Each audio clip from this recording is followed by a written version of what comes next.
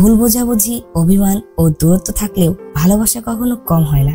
জীবনে অনেক সময় আমরা কাছের মানুষের অনুভূতি না বুঝেই দূরে সরে যাই। আমরা অনেক সময় বুঝতে পারি না যে আমাদের আপন মানুষদের সঙ্গে কাটানোর সময় কতটা মূল্যবান। তো এমনই কাহিনী নিয়ে এই মুভিটি। তো আজকে আমি তোমাদের জন্য অসাধারণ একটি মুভি নিয়ে হাজির হয়েছি। তোমরা যারা বিশেষ করে মাকে ভালোবাসো তাদের জন্য এই মুভিটি তো অনেক সুন্দর হতে চলেছে। তো এই মুভিটি আমাদের শেখায় সময় থাকতে প্রিয়জনদের সঙ্গে সুন্দর মুহূর্ত কাটানো উচিত। এই মুভি থেকে আমরা আরো শিখতে পাই যে জীবনে ক্ষমা করা এবং ভুলগুলো শুধরে নেওয়া গুরুত্বপূর্ণ। মা মেয়ের পুনর্মিলন এই বার্তাটি স্পষ্টভাবে তুলে ধরেছে এই মুভিটিতে। তো এই অসাধারণ মুভিটির নাম হলো আওয়ার সিজন। এটি 2023 সালে মুক্তিপ্রাপ্ত একটি কোরিয়ান মুভি। এই মুভিতে আমার ফেভারিট একটি নায়িকা অভিনয় করেছে যার নাম হলো শিন মিন আহ। তোমরা যারা মাই গার্লফ্রেন্ড ইজ এ কুমিও এই ড্রামাটি দেখেছো তারা অবশ্যই এই নায়িকাকে চিনতে পারবে, কারণ সেই ড্রামার প্রধান চরিত্র হিসাবে এই নায়িকাই ছিল। তো মূলত মুভিটি আমি দুইটি কারণে এক্সপ্লেন করতেছি। এক, এই মুভিতে মা এবং মেয়ের মধুর সম্পর্কের ঘটনা রয়েছে, আর 2 নাম্বার হলো এই নায়িকার মুভিগুলো আমার অনেক ভালো লাগে। তো চলো আর কথা না বাড়িয়ে সরাসরি মুভির কাহিনীতে চলে যাওয়া যাক।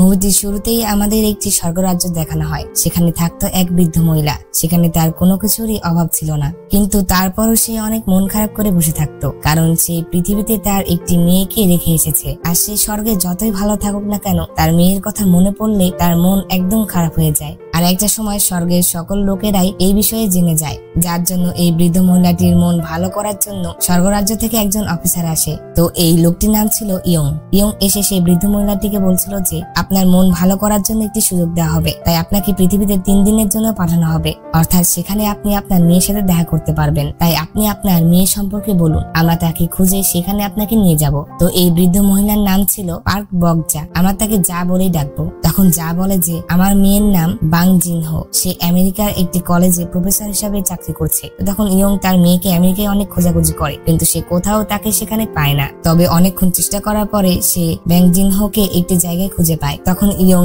যাকে সেখানে নিয়ে চলে আসে। আর তখন যা লক্ষ্য করে যে সে আমেরিকার ক্যালিফোর্নিয়াতে যাওয়ার বদলে সে চলে আসে তার সাউথ কোরিয়ার পুরনো বাড়িতে। সে খেয়াল করে যে তার বাড়িটা একদমই পরিপাটি করে গোছানো রয়েছে, আর সেখানে চুলায় আগুনও জ্বলছিল। তখন সে দেখতে পায় যে তার মেয়ে বাং জিনহো ঘর থেকে বের হয়ে আসছে। তো এখন থেকে আমরা বাং জিনহোকে শুধু জিন বলে ডাকবো। তো যা যখন জিনকে দেখতে পায় তখনই সে তার মেয়েকে জড়িয়ে ধরার জন্য এগিয়ে যায়, কিন্তু সে এটা করতে পারে না। আর তখন ইয়ং বলে যে আপনি সবাইকে দেখতে এবং শুনতে পেলেও কাউকে টাচ করতে পারবেন না, এবং তারাও আপনাকে দেখতে এবং শুনতে পাবে না। তখন যা বলে যে সে এখানে কি করছে, তার তো আমেরিকাতে চাকরি করার কথা ছিল। তখন ইয়ং বলে যে সে হয়তোবা এখানে বেড়াতে আসছে, যেমনটা আপনি এখানে বেড়াতে এসেছেন, আর 3 দিন পর আপনাকে এখান থেকে আমি নিতে আসবো। এই কথা বলে ইয়ং সেখান থেকে চলে যায়। তো ইয়ং চলে যাওয়ার পরে যা খেয়াল করে যে তার মেয়ে তার বাড়ির অনেক কাজ করছিল। এরপরে জিন তার বান্ধবীকে কল করে। তখন জিনের বান্ধবী জিনকে বলে যে আগামীকাল সে তার বাড়িতে বেড়াতে আসবে। তখন জিন তার বান্ধবীকে বলে যে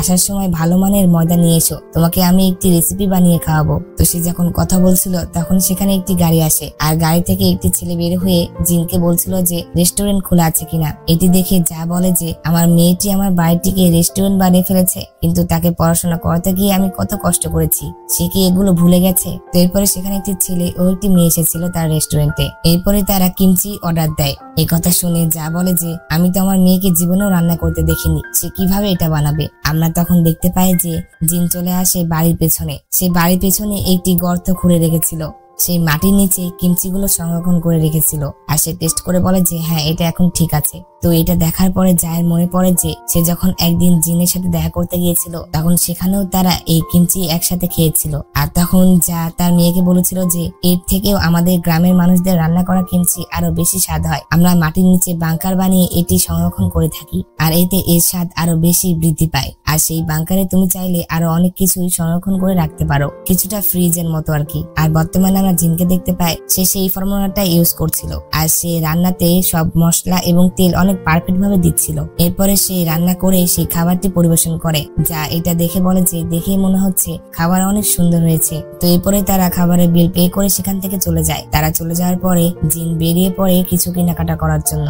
জিন যখন যাচ্ছিল তখন তাদের দেখে তার প্রতিবেশীরা বলছিল যে যদি যা স্বর্গ থেকে জিনকে দেখতে পেত তাহলে সে অনেক রেগে যেত, কারণ সে আমেরিকাতে চাকরি পাওয়ার পরে যা অনেক খুশি হয়েছিল, কিন্তু এখন তার মেয়ে তার মতোই জীবনযাপন করছে, যেটা অনেক কষ্টদায়ক। আমরা দেখতে পাই যে যা তো তাদের এই কথাবার্তাগুলো তাদের পাশে থেকেই শুনছিল। অন্যদিকে আমরা জিনকে দেখতে পাই সে তার মায়ের একটি বান্ধবীর কাছে আসে। সে তার কাছে এসেছিল তেল চাইতে, কারণ তার তেল শেষ হয়ে গিয়েছিল।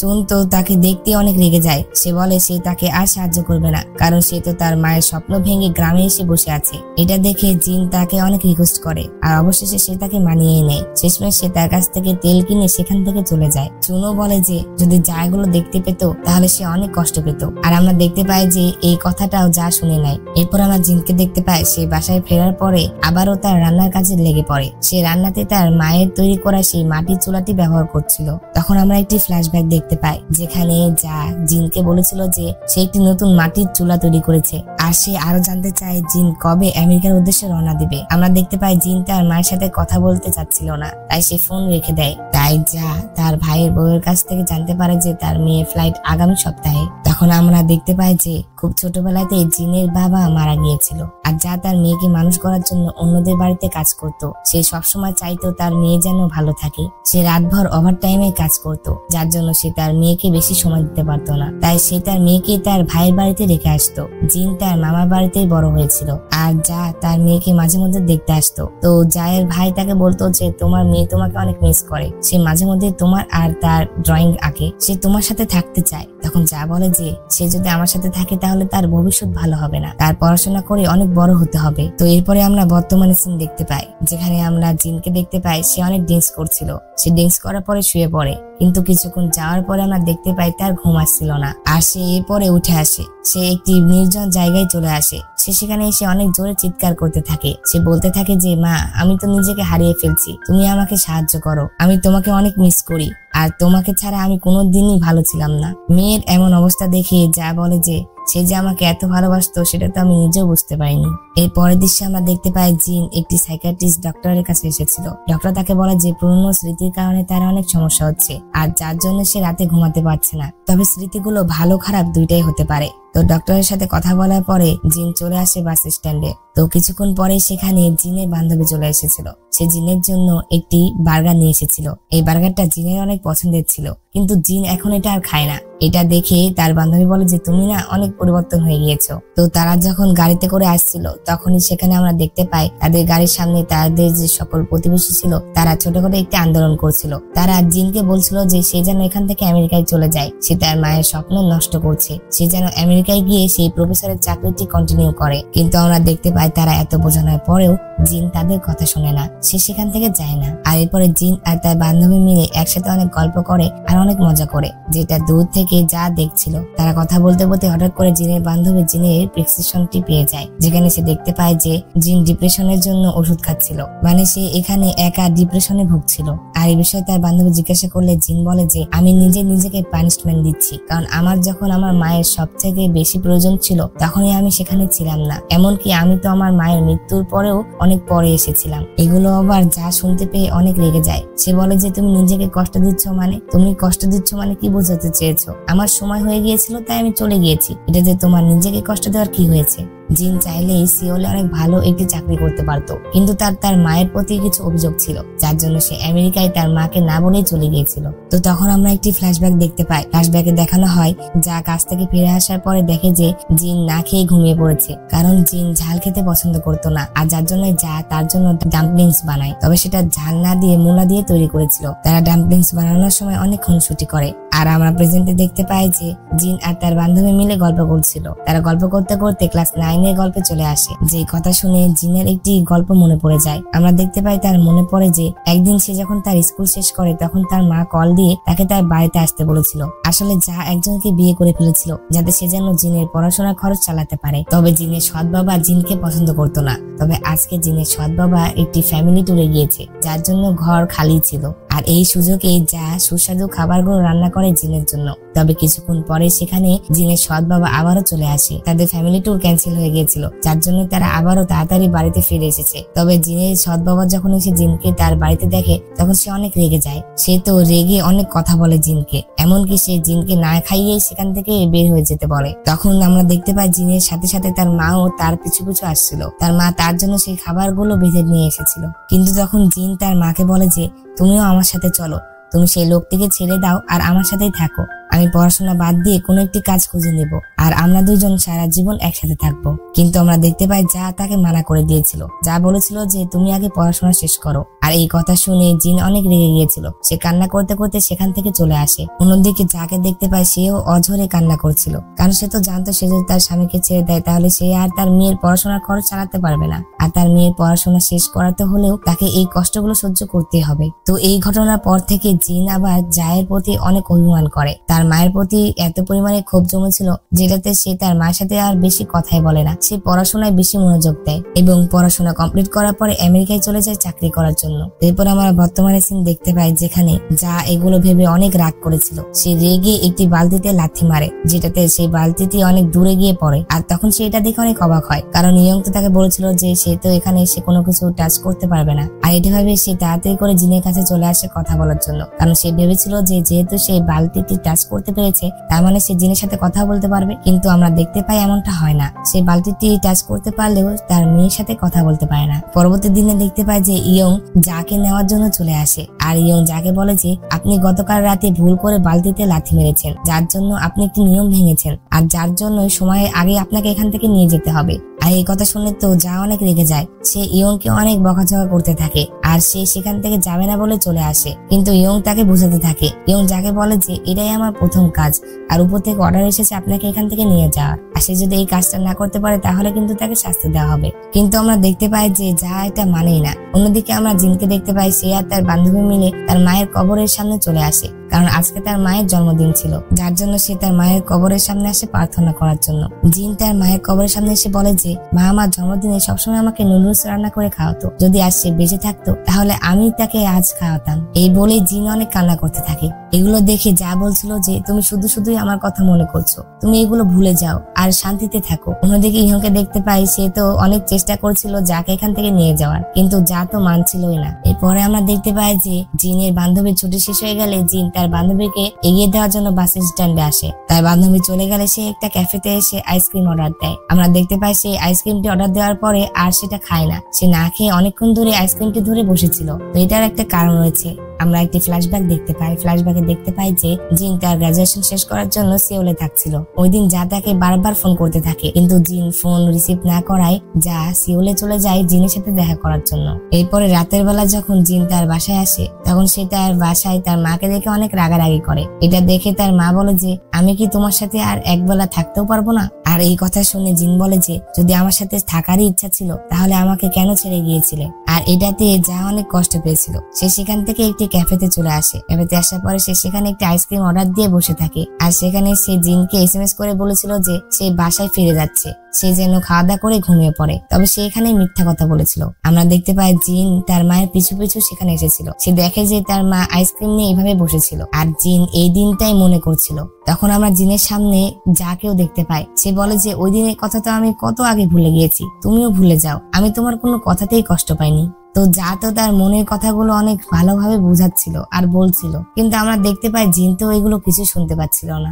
এর পরের দৃশ্যে আমরা দেখতে পাই জিন তার মায়ের বান্ধবীর সাথে কথা বলছিল। জিন বলে যে আমি আগে মনে করতাম আমার মা আমাকে ভালোবাসে না, তাই আমাকে ছেড়ে চলে গিয়েছে, কিন্তু সে মারা যাওয়ার পরে আমি বুঝতে পারলাম তার আসলে আর কোনো পথই তো খোলা ছিল না। তখন জায়ের বান্ধবী বলে যে তুমি যে এই দিন যাকে ছেড়ে আমেরিকায় চলে গিয়েছিলে সেই দিন তোমার মা অনেক কষ্ট পেয়েছিল, তার মুখের দিকে তো তাকানোই যাচ্ছিল না।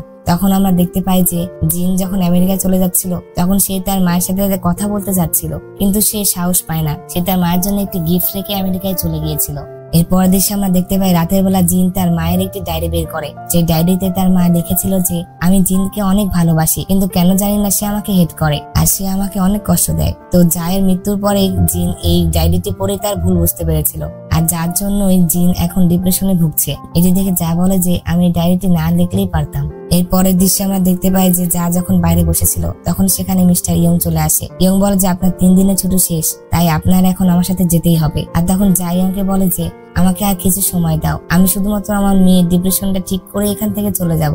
আমার মেয়েটাকে বোঝাতে হবে যে আমি ভালো আছি, তা না হলে সে সুইসাইড করতে পারে। এই বলে যা অঝরে কান্না শুরু করে আর জিনের সাথে কথা বলার পারমিশন চায়। তখন ইয়ং বলে যে এটা সম্ভব হবে না, কারণ আমি উপরে কথা বলেছি। তখন যা অনেক রিকোয়েস্ট করে, সে বলে যে তুমি প্লিজ সাহায্য করো, আমি এর পরিবর্তে যে কোনো শাস্তি নিতে রাজি আছি, আর আমি শেষবারের মতো তার সাথে কথা বলতে চাই। তখন ইয়ং বলে যে তাহলে একটা উপায় আছে, আপনি তার সাথে কথা বলতে পারবেন কিছু সময়ের জন্য, কিন্তু আপনার ব্রেন থেকে তার সকল স্মৃতি মুছে দেওয়া হবে। এমনকি সে মারা যাওয়ার পরে যখন স্বর্গে আসবে তখনও আপনি তাকে চিনতে পারবেন না।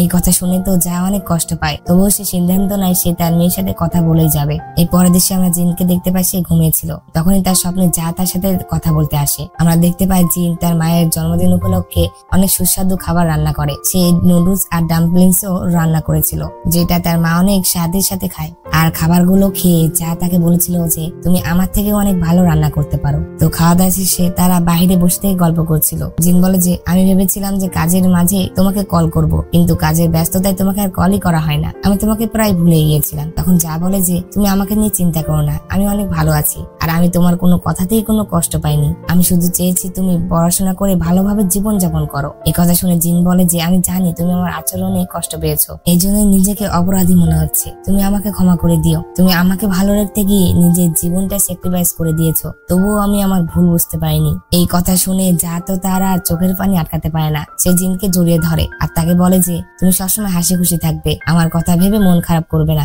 আমি চাই তুমি সবসময় ভালোভাবে বেঁচে থাকো এবং অনেক সুন্দর জীবন যাপন করো। এরপরে জিন ঘুমিয়ে পড়লে ইয়ং জায়ের সকল স্মৃতি মুছে ফেলে এবং তাকে আবারও স্বর্গে নিয়ে যায়। পরের দিন সকালবেলা যখন জিন ঘুম থেকে ওঠে তখন সে তার রেস্টুরেন্ট শেষবারের মতো দেখতে আসে আর বাইরে এসে প্রকৃতি উপভোগ করতে থাকে, কারণ সে সিদ্ধান্ত নিয়েছিল এখন থেকে সে আবারও আমেরিকায় থাকবে আর সেখানে সেই প্রফেসরের জবটি করবে। আর যাওয়ার আগে সে তার মায়ের সেই ডায়েরিটি আবারও চেক করে, আর সেখানে আমরা নতুন লেখা দেখতে পাই, যেখানে তার মা গত রাতেই লিখে গিয়েছিল যে আশা করছি তুমি সুখে শান্তিতে 100 বছর বেঁচে থাকবে, আর খোদাকে ধন্যবাদ তোমাকে আমার মেয়ে হিসেবে পাঠানোর জন্য। যদিও আমি তোমাকে আর মনে রাখতে পারবো না আর তোমাকে দেখলেও চিনতে পারবো না, তবে তোমার কাছে একটা অনুরোধ রইল, তুমি আমাকে খুঁজে নিও। তুমি তোমার ভালোবাসা দিয়ে তোমার এই মাটাকে আগলে রেখো। এই সকল কিছু দেখার পরে জিন কল করে আমেরিকার ফ্লাইটের টিকিট কাটার জন্য। আর এখানে এই মুভিটির সমাপ্তি ঘটে। তো বন্ধুরা, মুভিটি তোমাদের কাছে কেমন লেগেছে অবশ্যই কমেন্ট করে বলে দিও। আর হ্যাঁ, মুভিটি তোমরা 10-এর মধ্যে কত রেটিং দিবে এটাও অবশ্যই কমেন্টে জানিয়ে দিও। ভিডিওটি ভালো লেগে থাকলে অবশ্যই একটি লাইক করে দাও, আর তোমাদের প্রত্যেকটা রেটিং এর নিচে কিন্তু আমি আমার রেটিংটাও জানিয়ে দেব, তাই কমেন্ট করতে ভুলো না। তো তোমরা যারা আমার চ্যানেলে নতুন তারা অবশ্যই চ্যানেলটি সাবস্ক্রাইব করে পাশে থাকা বেল বাটনটি অলে ক্লিক করে দাও, যাতে পরবর্তী ভিডিও নোটিফিকেশন সবার আগে তোমার কাছে পৌঁছে যায়। তো দেখা হচ্ছে পরবর্তী কোনো মুভি অথবা ড্রামা এক্সপ্লেনে। সে পর্যন্ত আল্লাহ তাআলা তোমাদের ভালো রাখুক, সুস্থ রাখুক এই কামনা করে আজকের ভিডিও এখানে শেষ করছি। আল্লাহ হাফেজ।